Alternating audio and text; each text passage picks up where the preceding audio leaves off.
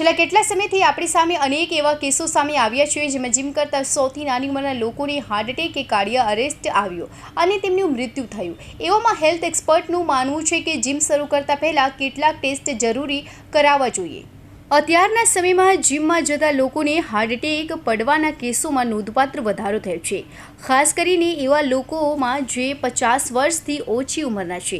આરોગ્ય નિષ્ણાતો જીમ શરૂ કરતા પહેલાં કેટલાક કાળજીના પગલાં લેવા સલાહ આપે છે, ખાસ કરીને જો તમારા કુટુંબમાં ડાયાબિટીસ, હાઈ બ્લડ પ્રેશર અથવા હૃદય રોગનો ઇતિહાસ રહ્યો હોય તો આવા લોકો માટે વર્કઆઉટ દરમિયાન ખાસ કાળજી રાખવી જરૂરી છે અને જીમ શરૂ કરતા પહેલાં અથવા ઘરમાં ઇન્ટેન્શન વર્કઆઉટ કરતાં પહેલાં કેટલાક હેલ્થ ચેકઅપ જરૂર કરાવી લેવી જોઈએ। આ ચેકઅપથી તમારું હૃદય કેટલું સ્વસ્થ છે તેની માહિતી મળશે અને તેની સારી સ્થિતિમાં રાખવામાં મદદ પણ મળશે।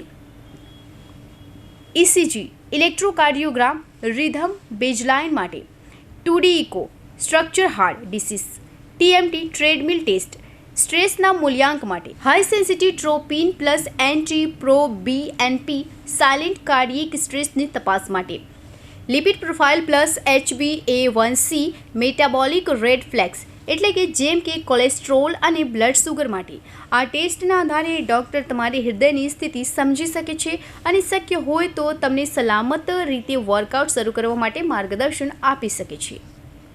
Bureau report, Hind TV news, Surat.